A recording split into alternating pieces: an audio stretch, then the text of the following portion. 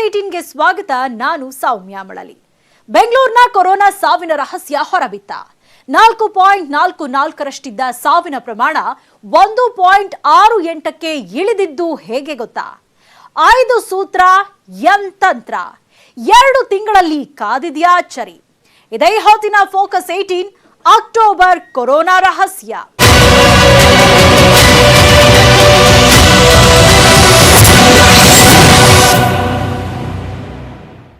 ರಾಜ್ಯ ರಾಜಧಾನಿ ಬೆಂಗಳೂರಿನಲ್ಲಿ ಕೊರೋನಾ ರಣಕೇಕೆ ಹಾಕ್ತಾ ಇದೆ.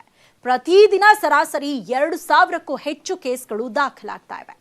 ಆದ್ರೆ ಮಿತಿಮೀರಿ ಏರ್ತಾ ಇದ್ದ ಸಾವಿನ ಸಂಖ್ಯೆಗೆ ಮಾತ್ರ ಬ್ರೇಕ್ ಬಿದ್ದಿದೆ. ಹಾಗಾದ್ರೆ ಬೆಂಗಳೂರಿನಲ್ಲಿ ಸಾವಿನ ಸಂಖ್ಯೆ ಇಳಿಯೋಕೆ ಏನ್ ಕಾರಣ? ಅದಕ್ಕೆ ಬಿಬಿಎಂಪಿ ಮಾಡಿದ ಮ್ಯಾಜಿಕ್ ಏನು? ಮುಂದಿನ 2 ತಿಂಗಳಲ್ಲಿ ಕಾದಿದ್ಯಾ ಮಹಾನ್ ಅಚ್ಚರಿ. 5 ಸೂತ್ರ ಯಂತಂತ್ರ. ಏನಿದು ಅಕ್ಟೋಬರ್ ಕೊರೋನಾ ರಹಸ್ಯ ಅಂತೀರಾ? ಆ ರೋಚಕ ಸ್ಟೋರಿ ಇದೀಗ ನಿಮ್ಮ ಮುಂದೆ. ಬೆಂಗಳೂರಿನ ಕೊರೋನಾ ಸಾವಿನ ರಹಸ್ಯ ಹೊರಬಿದ್ದ. 4.44ರಷ್ಟಿದ್ದ ಸಾವಿನ ಪ್ರಮಾಣ 1.68ಕ್ಕೆ ಇಳಿದಿದ್ದು ಹೇಗೆ ಗೊತ್ತಾ? 5 ಸೂತ್ರ ಯಂತಂತ್ರ. 2 ತಿಂಗಳಲ್ಲಿ ಕಾದಿದ್ಯಾ ಅಚ್ಚರಿ. ಸಿಲಿಕಾನ್ ಸಿಟಿ ಬೆಂಗಳೂರು ರಾಜ್ಯದ ನಂಬರ್ 1 ಕೊರೋನಾ ಹಾಟ್ಸ್ಪಾಟ್ ಜಿಲ್ಲೆ.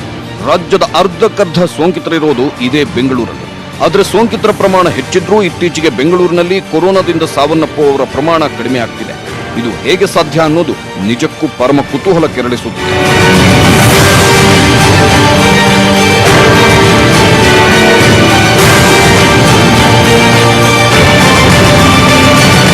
ಎಸ್, ಇದು ಬೆಂಗಳೂರಿಗರಿಗೆ ನಿಜಕ್ಕೂ ಗುಡ್ ನ್ಯೂಸ್ ಅಂತಾನೆ ಹೇಳ್ಬೋದು. ಯಾಕಂದ್ರೆ ಬೆಂಗಳೂರಲ್ಲಿ ಕೊರೋನಾ ಅಬ್ಬರಿಸಿ ಬೊಬ್ಬಿರಿತಾ ಇದೆ. ಗಲ್ಲಿ ಗಲ್ಲಿಗೂ ನುಗ್ಗಿ ರಣಕೇಕೆ ಹಾಕ್ತಾ ಇದೆ. ದಿನೇ ದಿನೇ ಸೋಂಕಿತರ ಸಂಖ್ಯೆ ಮಿತಿಮೀರಿ ಏರ್ತಾ ಇರೋದ್ರಿಂದ ಆಸ್ಪತ್ರೆಗಳಲ್ಲಿ ಬೆಡ್ ಸಿಗ್ತಾ ಇಲ್ಲ, ಐಸಿಯು ವೆಂಟಿಲೇಟರ್ಗಳು ಸಿಗ್ತಾ ಇಲ್ಲ ಅನ್ನೋ ಆರೋಪಗಳು ಕೇಳಿ ಬರ್ತಾ ಇವೆ. ಅಷ್ಟೇ ಅಲ್ಲ, ಸೋಂಕಿತರನ್ನ ಆಸ್ಪತ್ರೆಗೆ ಸಾಗಿಸಲು ಆಂಬ್ಯುಲೆನ್ಸ್ ಕೂಡ ಸರಿಯಾದ ಸಮಯಕ್ಕೆ ಬರ್ತಾ ಇಲ್ಲ ಎನ್ನಲಾಗುತ್ತಿದೆ. ಒಂದೇ ಮಾತಲ್ಲಿ ಹೇಳಬೇಕು ಅಂದ್ರೆ ಕೆಲ ಸೋಂಕಿತರಿಗೆ ಚಿಕಿತ್ಸೆ ಸಿಗದೆ ನಡು ಬೀದಿಯಲ್ಲೇ ಹೆಣವಾಗಿ ಹೋಗ್ತಾ ಇದ್ದಾರೆ. ಪರಿಸ್ಥಿತಿ ಇಷ್ಟೊಂದು ಘನಘೋರವಾಗಿರುವ ಟೈಮಲ್ಲೇ ಇತ್ತೀಚೆಗೆ ಬೆಂಗಳೂರಿನಲ್ಲಿ ಕೊರೋನಾದಿಂದ ಸಾವನ್ನಪ್ಪುವವರ ಸಂಖ್ಯೆ ಇಳಿತಾ ಇದೆ. ಅಷ್ಟೇ ಅಲ್ಲ, ಮುಂದಿನ 2 ತಿಂಗಳೊಳಗೆ ಕೊರೋನಾ ಸಾವಿನ ಸಂಖ್ಯೆಯನ್ನ ಕನಿಷ್ಠಕ್ಕಿಳಿಸೋಕೆ ಬಿಬಿಎಂಪಿ ಭರ್ಜರಿ ಪ್ಲಾನ್ ಮಾಡಿದೆ.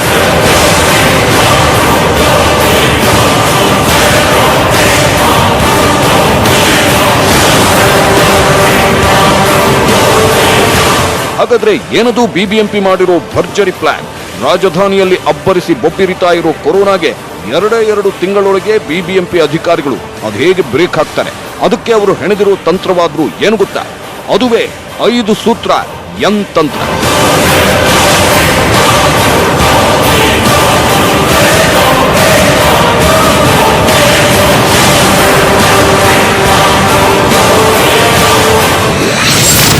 ಐದು ಸೂತ್ರ ಯಂತಂತ್ರದ ಮೂಲಕ ಕೊರೋನಾಗೆ ಬ್ರೇಕ್.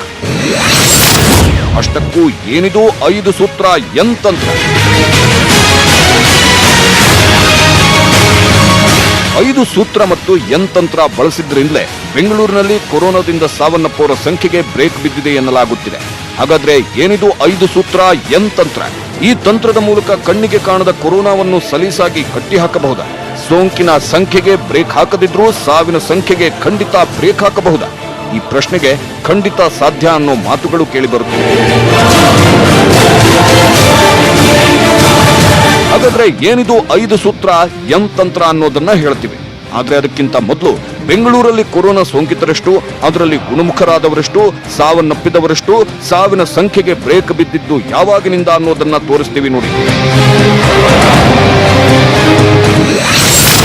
ಜುಲೈ 17ರಿಂದ ಸಾವಿನ ಸಂಖ್ಯೆಗೆ ಬ್ರೇಕ್.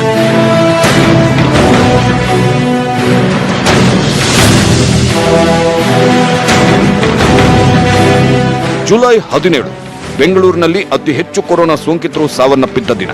ಅವತ್ತು ಒಂದೇ ದಿನ ರಾಜಧಾನಿಯ ಒಟ್ಟು 75 ಸೋಂಕಿತರು ಉಸಿರು ಚೆಲ್ಲಿದ್ರು. ಹೀಗಾಗಿ ಆಗಸ್ಟ್ 1ರಷ್ಟೊತ್ತಿಗೆ ಈ ಸಂಖ್ಯೆ ಪ್ರತಿದಿನ 100ಕ್ಕಿಂತ ಹೆಚ್ಚಾಗಬಹುದು ಅಂತಾನೆ ಅಂದಾಜಿಸಲಾಗಿತ್ತು. ಆದರೆ ಜುಲೈ 17ರ ನಂತರ ಸೋಂಕಿತರ ಸಾವಿನ ಸಂಖ್ಯೆ 75ರ ಗಡಿ ದಾಟಲೇ ಇಲ್ಲ. ಹೀಗೆ ಜುಲೈ 17ರ ನಂತರ ಬೆಂಗಳೂರಿನಲ್ಲಿ ಪ್ರತಿದಿನ ಕೊರೋನಾ ಸೋಂಕಿತರ ಸಂಖ್ಯೆ ಏರ್ತಾ ಇದ್ರು, ಕೊರೋನಾದಿಂದ ಸಾವನ್ನಪ್ಪುವವರ ಸಂಖ್ಯೆ ಮಾತ್ರ ಇಳಿತಾ ಹೋಯಿತು. ಮತ್ತೊಂದು ಗುಡ್ ನ್ಯೂಸ್ ಏನಂದ್ರೆ ಆಗಸ್ಟ್ ಆರಂಭದಿಂದ ಇಂದಿನವರೆಗೂ ಬೆಂಗಳೂರಿನಲ್ಲಿ ಪ್ರತಿದಿನ ಕೊರೋನಾ ಸಾವಿನ ಸಂಖ್ಯೆ 30 ದಾಟಿಲ್ಲ. ಸರಾಸರಿ ಪ್ರತಿನಿತ್ಯ 20 ರಿಂದ 25 ಮಂದಿ ಮಾತ್ರ ಸಾವನ್ನಪ್ಪುತ್ತಿದ್ದಾರೆ. ಆದರೆ ಮುಂದಿನ 2 ತಿಂಗಳಲ್ಲಿ ಈ ಸಂಖ್ಯೆಗೆ ಮತ್ತಷ್ಟು ಕಡಿವಾಣ ಹಾಕೋಕೆ ಬಿಬಿಎಂಪಿ ಪ್ಲಾನ್ ಮಾಡಿದೆ. ಆ ಪ್ಲಾನೇ 5 ಸೂತ್ರ ಎಂ ತಂತ್ರ.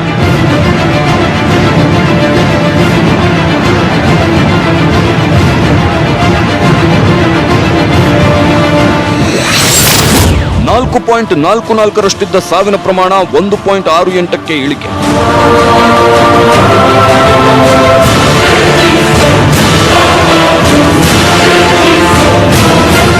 ಎಸ್, 5 ಸೂತ್ರ ಮತ್ತು ಎಂ ತಂತ್ರ ಅಪ್ಲೈ ಮಾಡಿದ ಮೇಲೆನೆ ಬೆಂಗಳೂರಲ್ಲಿ ಕೊರೋನಾ ಸೋಂಕಿತರ ಸಾವಿನ ಸಂಖ್ಯೆ ಕಂಟ್ರೋಲ್ಗೆ ಬಂದಿತ್ತು. ಸದ್ಯ ರಾಜ್ಯದಲ್ಲಿ ಪತ್ತೆಯಾದ ಸೋಂಕಿತರ ಪೈಕಿ 1.79% ಮಂದಿ ಸೋಂಕಿಗೆ ಬಲಿಯಾಗುತ್ತಿದ್ದಾರೆ. ಬೆಂಗಳೂರಿನಲ್ಲಿ ಆಗಸ್ಟ್ 8ರ ವೇಳೆಗೆ ಸಾವಿನ ಸಂಖ್ಯೆ 1.68ಕ್ಕೆ ಕುಸಿದಿದೆ. ಜೂನ್ 8ರ ವೇಳೆಗೆ ರಾಜ್ಯದಲ್ಲಿ ಪತ್ತೆಯಾದ ಕೊರೋನಾ ಸೋಂಕಿತರಲ್ಲಿ 1.1% ಮಂದಿ ಮೃತಪಡುತ್ತಿದ್ದರು. ಇದೇ ಟೈಮಲ್ಲಿ ಬೆಂಗಳೂರಿನಲ್ಲಿ 3.65% ಮಂದಿ ಸೋಂಕಿಗೆ ಬಲಿಯಾಗುತ್ತಿದ್ದರು. ಹೀಗಾಗಿ ಜುಲೈ 13ರ ವೇಳೆಗೆ ಈ ಪ್ರಮಾಣ 4.44ರಷ್ಟಕ್ಕೆ ಏರಿಕೆಯಾಗಿತ್ತು. ಆದರೆ ಬಿಬಿಎಂಪಿ ಅಪ್ಲೈ ಮಾಡಿದ 5 ಸೂತ್ರ ಎಂ ತಂತ್ರದಿಂದಾಗಿ ಜುಲೈ 18ರ ವೇಳೆಗೆ 2.13ಕ್ಕೆ ಇಳಿಕೆಯಾಗಿತ್ತು. ಆದ್ರೀಗ ಬೆಂಗಳೂರಿನಲ್ಲಿ ಕೊರೋನಾ ಸಾವಿನ ಪ್ರಮಾಣ 1.68ಕ್ಕೆ ಇಳಿದಿದೆ.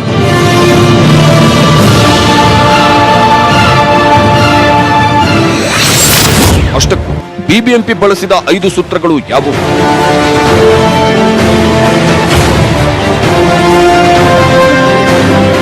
ಬೆಂಗಳೂರಲ್ಲಿ ಕೊರೋನಾ ಸೋಂಕಿತರ ಸಂಖ್ಯೆ ಏರ್ತಾ ಇದ್ರು ಸಾವಿನ ಸಂಖ್ಯೆಗೆ ಬಿಬಿಎಂಪಿ ಅಧಿಕಾರಿಗಳು ಬ್ರೇಕ್ ಹಾಕಿದ್ದಾರೆ.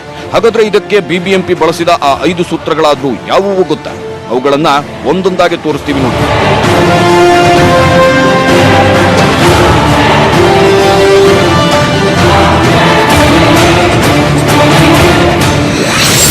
Number 1, antibody develop.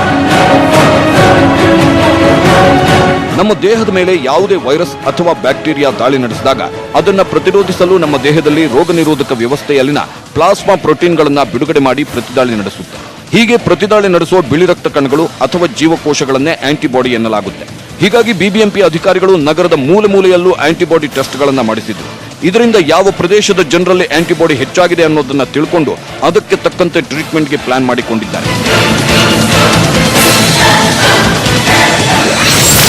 ನಂಬರ್ 2, ಪರೀಕ್ಷೆ ಪ್ರಮಾಣ ಹೆಚ್ಚಳ. ಎಸ್, ಪರೀಕ್ಷೆ ಪ್ರಮಾಣವನ್ನು ಹೆಚ್ಚಿಸೋದ್ರಿಂದಲೂ ಸೋಂಕಿಗೆ ಕಡಿವಾಣ ಹಾಕಬಹುದು. ಇದರ ಮರ್ಮ ಅರಿತ ಬಿಬಿಎಂಪಿ ಅಧಿಕಾರಿಗಳು ಬೆಂಗಳೂರಿನಲ್ಲಿ ಸ್ವಾಬ್ ಟೆಸ್ಟ್, ಆಂಟಿಜೆನ್ ಟೆಸ್ಟ್ಗಳ ಜೊತೆಗೆ ರ್ಯಾಂಡಮ್ ಮತ್ತು ರ್ಯಾಪಿಡ್ ಟೆಸ್ಟ್ಗಳನ್ನು ಹೆಚ್ಚಿಸಿದ್ರು. ಇದರಿಂದ ಸೋಂಕಿತರನ್ನ ಪತ್ತೆ ಹಚ್ಚೋದು ಸುಲಭವಾಯಿತು. ನಿಮಗೆ ಗೊತ್ತಿದೆಯೋ ಇಲ್ವೋ, ನಿಜ ಹೇಳಬೇಕು ಅಂದ್ರೆ ನಗರದಲ್ಲಿ ಕಳೆದ 11 ದಿನಗಳಲ್ಲಿ ಬರೋಬ್ಬರಿ 1.15 ಲಕ್ಷ ಮಂದಿಯನ್ನು ಕೊರೋನಾ ಸೋಂಕು ಪರೀಕ್ಷೆಗೆ ಒಳಪಡಿಸಲಾಗಿದೆ. ಈ ಪೈಕಿ ಖಾಸಗಿ ಆಸ್ಪತ್ರೆ ಮತ್ತು ಲ್ಯಾಬ್ಗಳಲ್ಲಿ 42,264 ಮಂದಿಯ ಗಂಟಲ ಮತ್ತು ಮೂಗಿನ ದ್ರವದ ಮಾದರಿ ಸಂಗ್ರಹಿಸಲಾಗಿದೆ.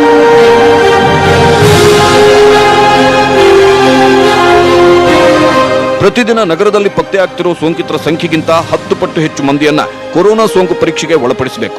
ಆಗ ಮಾತ್ರ ಸೋಂಕು ಹರಡೋ ಪ್ರಮಾಣ ನಿಯಂತ್ರಣಕ್ಕೆ ಬರಲಿದೆ. ಹೀಗಾಗಿನೇ ನಗರದಲ್ಲಿ ಕಳೆದ 20 ದಿನದಿಂದ ಸೋಂಕು ಪರೀಕ್ಷೆ ಪ್ರಮಾಣ ಏರಿಕೆಯಿಂದ ಸಾವಿನ ದರ ಸಹ ಕಡಿಮೆಯಾಗಿದೆ ಅಂತ ಹೇಳಿ ಬಿಬಿಎಂಪಿ ಕಮಿಷನರ್ ಮಂಜುನಾಥ್ ಪ್ರಸಾದ್ ಅವರು ಹೇಳಿದ್ದಾರೆ.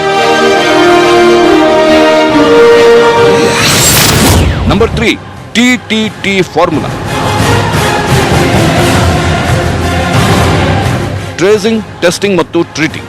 ಈ ಫಾರ್ಮುಲಾವನ್ನ ಬಿಬಿಎಂಪಿ ಅಧಿಕಾರಿಗಳು ಪರಿಣಾಮಕಾರಿಯಾಗಿ ಜಾರಿಗೆ ತಂದಿದ್ದಾರೆ.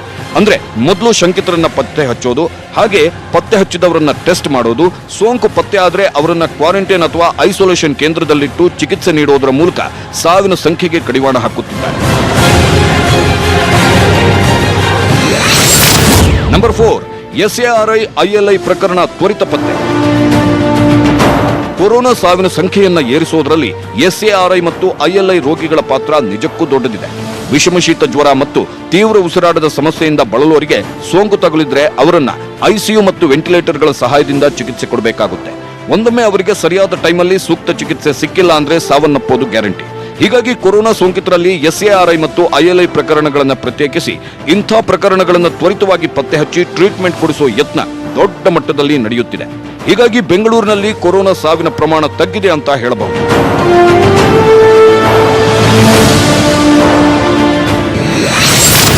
ನಂಬರ್ 5, ಸಕಾಲಕ್ಕೆ ಚಿಕಿತ್ಸೆ.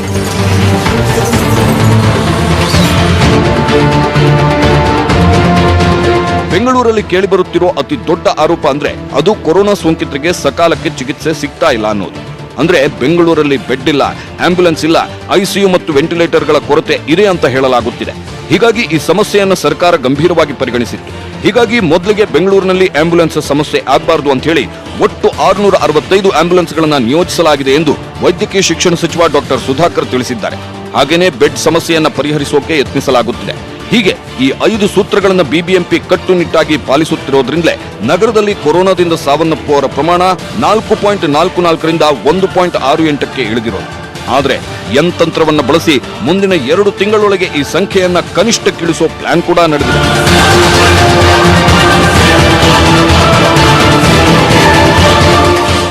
ಹಾಗಾದ್ರೆ ಏನದು ಯಂತ್ರಾಂಶ? ಮುಂದಿನ 2 ತಿಂಗಳಿಗೆ ಬೆಂಗಳೂರಿನಲ್ಲಿ ಕೊರೋನಾ ಸಾವಿನ ಸಂಖ್ಯೆ ಕನಿಷ್ಠಕ್ಕಿಳಿಯತ್ತಾ? ಮಹಾಮಾರಿಯಿಂದ ಪಾರಾಗತ್ತಾ ಬೆಂಗಳೂರು? ಅಷ್ಟಕ್ಕೂ ಏನದು ಅಕ್ಟೋಬರ್ ರಹಸ್ಯ? ಆ ಸ್ಟೋರಿಯನ್ನ ನೋಡೋಕು ಮುನ್ನ ಒಂದು ಚಿಕ್ಕ ಬ್ರೇಕ್. ಇಲ್ಲಿ ಕೊರೋನಾ ಸಾವಿನ ಸಂಖ್ಯೆಗೆ ಬ್ರೇಕ್ ಬಿದ್ದಿದೆ. ಅದಕ್ಕೆ ಬಿಬಿಎಂಪಿ ಮತ್ತು ಸರ್ಕಾರ ಬಳಸಿದ್ದು 5 ಸೂತ್ರ ಮತ್ತು ಯಂತ್ರಾಂಶವನ್ನ. ಈಗಾಗಲೇ 5 ಸೂತ್ರಗಳು ಯಾವುವು ಅನ್ನೋದನ್ನ ನೋಡಿದ್ದೀರಿ. ಇನ್ನು ಯಂತ್ರಾಂಶ ಅಂದ್ರೆ ಏನು? ಯಂತ್ರಾಂಶವನ್ನ ಬಳಸಿದ್ರೆ ಅಕ್ಟೋಬರ್ ವೇಳೆಗೆ ಬೆಂಗಳೂರಿನಲ್ಲಿ ಕೊರೋನಾ ಸಾವಿನ ಪ್ರಮಾಣ ಮತ್ತಷ್ಟು ಇಳಿಯೋದು ಹೇಗೆ ಅನ್ನೋದನ್ನ ತೋರಿಸ್ತೀವಿ ನೋಡಿ. ಕಣ್ಣಿಗೆ ಕಾಣದ ಕೊರೋನಾವನ್ನ ಕಂಟ್ರೋಲ್ ಮಾಡೋದು ನಿಜಕ್ಕೂ ಅಂದುಕೊಂಡಷ್ಟು ಸುಲಭ ಇಲ್ಲ. ಹೀಗಾಗಿ ಆರಂಭದಲ್ಲಿ ಬಿಬಿಎಂಪಿ ಅಧಿಕಾರಿಗಳು ಈ ನಿಟ್ಟಿನಲ್ಲಿ ಎಡವಿದ್ರು. ಹೀಗಾಗಿ ಸೋಂಕಿತರ ಸಂಖ್ಯೆ ಪ್ರತಿದಿನ 2,000 ದಾಟಿ ರಣಕೇಕೆ ಹಾಕ್ತಿತ್ತು. ಅದರ ಜೊತೆಗೆ ಸಾವಿನ ಸಂಖ್ಯೆಯೂ ಮಿತಿಮೀರಿ ಏರೋಕೆ ಶುರು ಮಾಡಿತ್ತು. ಆದರೆ ಜುಲೈ 17ರ ನಂತರ ಎಚ್ಚೆತ್ತ ಅಧಿಕಾರಿಗಳು ಸೋಂಕಿನ ಸಂಖ್ಯೆ ಇನ್ನೂ ಏರದಂತೆ ನೋಡಿಕೊಂಡ್ರು. ಅಷ್ಟೇ ಅಲ್ಲ, ಪ್ರತಿದಿನ 75 ಮಂದಿಗೇರಿದ್ದ ಸಾವಿನ ಸಂಖ್ಯೆಯನ್ನ 25ರಿಂದ 30ರೊಳಗೆ ಕಟ್ಟಿ ಹಾಕಿದ್ದಾರೆ. ಇದಕ್ಕೆ ಬಿಬಿಎಂಪಿ ಮತ್ತು ಸರ್ಕಾರ ಬಳಸಿದ್ದು ಯಂತ್ರಾಂಶವನ್ನು.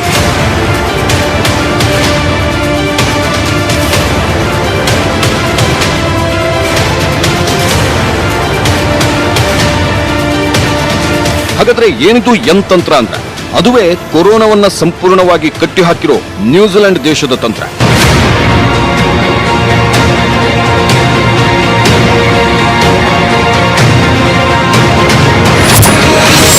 ಸಹಜ ಸ್ಥಿತಿಗೆ ಮರಳಿದ ನ್ಯೂಜಿಲೆಂಡ್ 3 ದಿನದಿಂದ 1 ಕೇಸ್ ಇಲ್ಲ. 50 ಲಕ್ಷ ಜನಸಂಖ್ಯೆ ಇರೋ ಪುಟ್ಟ ದೇಶ ನ್ಯೂಜಿಲೆಂಡ್. ಆದ್ರೆ ಕೊರೋನಾವನ್ನ ಕಟ್ಟಿಹಾಕಿ ಜಗತ್ತಿನ ಗಮನ ಸೆಳೆಯುತ್ತಿದೆ. ಎಸ್, ಕೊರೋನಾವನ್ನ ಕಂಟ್ರೋಲ್ ಮಾಡೋದು ಹೇಗಪ್ಪ ಅಂತ ಅದೆಷ್ಟೋ ದೇಶಗಳು ಪರದಾಡುತ್ತಿದ್ರೆ, ನ್ಯೂಜಿಲೆಂಡ್ ಮೇ 1ರಿಂದ ಅಂದ್ರೆ ಸತತ 100 ದಿನದಿಂದ ಹೊಸ ಕೊರೋನಾ ಕೇಸ್ಗಳು ಹುಟ್ಟದಂತೆ ಕಟ್ಟುನಿಟ್ಟಿನ ಕ್ರಮ ಕೈಗೊಂಡಿದೆ. ನ್ಯೂಜಿಲೆಂಡ್ ಅನುಸರಿಸಿದ ತಂತ್ರವನ್ನೇ ಕರ್ನಾಟಕ ಕೂಡ ಅನುಸರಿಸೋಕೆ ಮುಂದಾದಂತಿದೆ.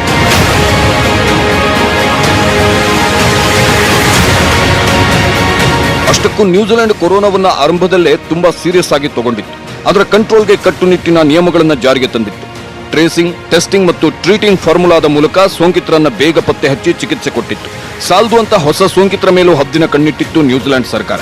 ಹೀಗಾಗಿ ಪ್ರತಿ ಕೋವಿಡ್ ಪ್ರಕರಣಕ್ಕೆ 7,000ಕ್ಕೂ ಹೆಚ್ಚು ಪರೀಕ್ಷೆಗಳನ್ನು ನಡೆಸಿತ್ತು. ಹೀಗಾಗಿ ಇದು ನ್ಯೂಜಿಲೆಂಡ್ ಕೊರೋನಾವನ್ನ ಕಂಟ್ರೋಲ್ನಲ್ಲಿಡುವಲ್ಲಿ ಸಕ್ಸಸ್ ಕಂಡಿದೆ. ಇದೇ ಸಕ್ಸಸ್ ಸೂತ್ರವನ್ನ ಬೆಂಗಳೂರಲ್ಲಿ ಅಪ್ಲೈ ಮಾಡೋಕೆ ಬಿಬಿಎಂಪಿ ಅಧಿಕಾರಿಗಳು ಪ್ಲಾನ್ ಮಾಡಿದ್ದಾರೆ ಎನ್ನಲಾಗುತ್ತಿದೆ.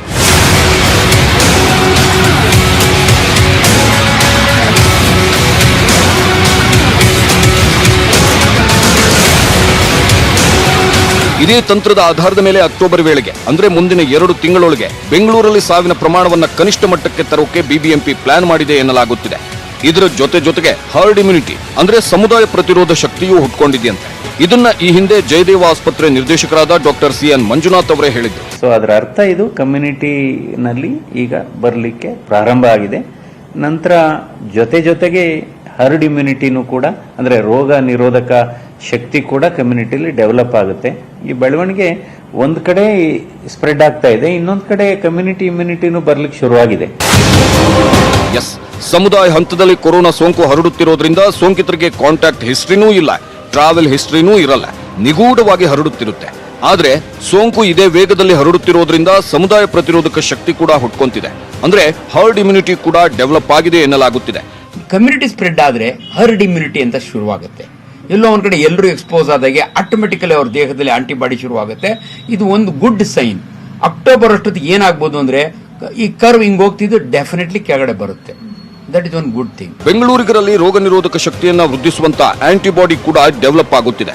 ಇದರಿಂದ ನಗರದಲ್ಲಿ ಸೋಮವಾರ ಮಧ್ಯಾಹ್ನದ ವೇಳೆಗೆ ಸೋಂಕಿತರ ಸಂಖ್ಯೆ 74,185 ಇದರಲ್ಲಿ ಸರಿಸುಮಾರು 40,000 ಜನ ಈಗಾಗಲೇ ಗುಣಮುಖರಾಗಿದ್ದಾರೆ. ಹೀಗಾಗಿ ಬೆಂಗಳೂರಿನಲ್ಲಿ 33,816 ಸಕ್ರಿಯ ಕೊರೋನಾ ಪ್ರಕರಣಗಳಿವೆ. ಸಾವಿನ ಸಂಖ್ಯೆ ಕೂಡ ಭಾನುವಾರ ಸಂಜೆ ವೇಳೆಗೆ 1,240 ಈ ಸಂಖ್ಯೆ ಮುಂದಿನ ದಿನಗಳಲ್ಲಿ ಏರದಂತೆ ನೋಡಿಕೊಳ್ಳೋಕೆ ಸರ್ಕಾರ ಯಂತ್ರ ಬಳಸುವ ಸಾಧ್ಯತೆ ಇದೆ.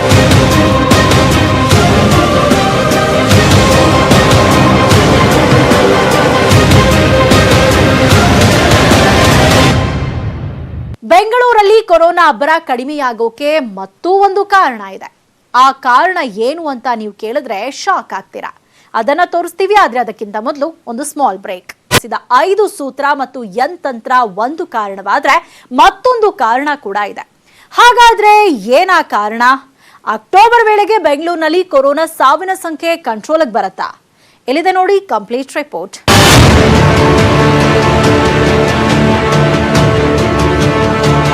ರಾಜ್ಯ ರಾಜಧಾನಿ ಬೆಂಗಳೂರಲ್ಲಿ ಕೊರೋನಾ ಆರಂಭದಲ್ಲೇ ಶರವೇಗದಲ್ಲಿ ಹರಡಿತ್ತು.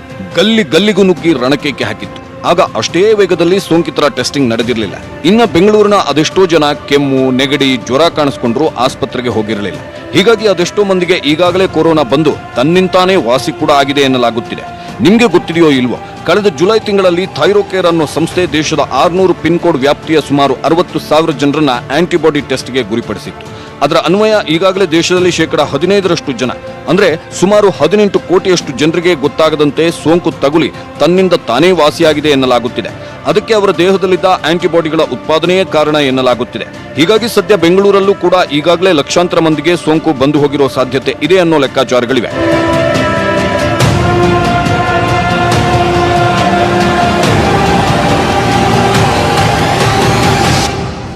ಸೋಮವಾರ ಮಧ್ಯಾಹ್ನದ ವೇಳೆಗೆ ಬೆಂಗಳೂರಿನಲ್ಲಿ 28,716 ಕಂಟೈನ್ಮೆಂಟ್ ಝೋನ್ಗಳಿದ್ದು 33,815 ಮಂದಿ ಸಕ್ರಿಯ ಸೋಂಕಿತರಿದ್ದಾರೆ. ಜೊತೆಗೆ ಪ್ರತಿದಿನ 2,000 ಸರಾಸರಿಯಲ್ಲಿ ಸೋಂಕಿತರ ಸಂಖ್ಯೆ ಏರ್ತಾ ಇದೆ. ಆದರೆ ಈ ಬಗ್ಗೆ ಆತಂಕ ಪಡೋ ಅವಶ್ಯಕತೆ ಇಲ್ಲ. ಯಾಕಂದ್ರೆ ಬೆಂಗಳೂರಲ್ಲಿ ಇದುವರೆಗೂ 40,000ಕ್ಕೂ ಹೆಚ್ಚು ಮಂದಿ ಕೊರೋನಾದಿಂದ ಗುಣಮುಖರಾಗಿದ್ದಾರೆ. ಬಿಬಿಎಂಪಿ ಕಠಿಣ ನಿರ್ಧಾರಗಳಿಂದ ಕೊರೋನಾದಿಂದ ಸಾವನ್ನಪ್ಪುವವರ ಸಂಖ್ಯೆ ಕೂಡ ಹತೋಟಿಗೆ ಬರ್ತಾ ಇದೆ. ಹೀಗಾಗಿ ಅಕ್ಟೋಬರ್ ಅಷ್ಟೊತ್ತಿಗೆ ಬೆಂಗಳೂರಲ್ಲಿ ಸೋಂಕಿತರ ಸಂಖ್ಯೆ ಏರಿದ್ರೂ ಸಾವಿನ ಸಂಖ್ಯೆ ಮಾತ್ರ ಗಣನೀಯವಾಗಿ ಕಡಿಮೆಯಾಗುತ್ತೆ ಅನ್ನೋ ವಿಶ್ಲೇಷಣೆಗಳಿವೆ. Any endemic and pandemic diseases, communicable disease ಯಾವಲ್ಲೂ ಹಂಗೇನೆ. ನೋಡಿ, ಬೇರೆ ರಾಜ್ಯಗಳಲ್ಲಿ ಬೇಗ ಪೀಕ್ ಹೋಯ್ತು, ನಮ್ಮಲ್ಲಿ ಪೀಕ್ ನಿಧಾನ ಬರ್ತಾ ಇದೆ. ಹೋಗಿ ಬರಲೇಬೇಕು, it has to come down. ಅದ್ರಾಗೇನು ಡೌಟ್ ಏನಿಲ್ಲ. ಅದಕ್ಕೆ 2 ರೀಸನ್. ವ್ಯಾಕ್ಸಿನ್ ಬಂದ್ಬಿಟ್ಟಿದ್ರೆ ಇನ್ನೂ ಬೇಗ ಕಡಿಮೆ ಆಗಿರೋದು. ವ್ಯಾಕ್ಸಿನ್ ಅಷ್ಟೇ effective heard immunity. So heard immunity ಬರೋವರೆಗೂ ಕೂಡ ಅನೇಕ ಸಾಂಕ್ರಾಮಿಕ ರೋಗಗಳಲ್ಲಿ ಜಾಸ್ತಿ ಆಗ್ತಾ ಇರುತ್ತೆ. ಸೊ ಈಗ ಕಡಿಮೆ ಆಗ್ತಾ ಹೋಗುತ್ತೆ.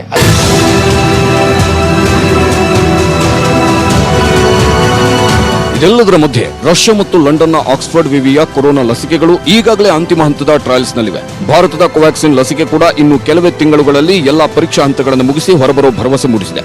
ಹೀಗಾಗಿ ಅಕ್ಟೋಬರ್ ಅಷ್ಟೊತ್ತಿಗೆ ಬರೀ ಬೆಂಗಳೂರಷ್ಟೇ ಅಲ್ಲ, ಇಡೀ ಭಾರತದಲ್ಲಿ ಕೊರೋನಾ ಸೋಂಕು ಹತೋಟಿಗೆ ಬರೋ ಸಾಧ್ಯತೆ ಇದೆ. ಒಂದೊಮ್ಮೆ ಸೋಂಕಿತರ ಸಂಖ್ಯೆಗೆ ಪರ್ಮನೆಂಟ್ ಫುಲ್ ಸ್ಟಾಪ್ ಇಡೋಕೆ ಸಾಧ್ಯವಾಗದಿದ್ರೂ ಸಾವಿನ ಸಂಖ್ಯೆಗಂತೂ ಆಲ್ಮೋಸ್ಟ್ ಕಡಿವಾಣ ಹಾಕಬಹುದು ಎನ್ನಲಾಗುತ್ತಿದೆ. ಅಕ್ಟೋಬರ್ ಅಷ್ಟೊತ್ತಿಗೆ ಬೆಂಗಳೂರಿನಲ್ಲಿ ಕೊರೋನಾ ಸಾವಿನ ಸಂಖ್ಯೆ ಹತೋಟಿಗೆ ಸಿಗೋ ಸಾಧ್ಯತೆ ಇದೆ. ಹಾಗಂತ ಕೊರೋನಾ ಬಗ್ಗೆ ನಿರ್ಲಕ್ಷ್ಯ ಬೇಡ.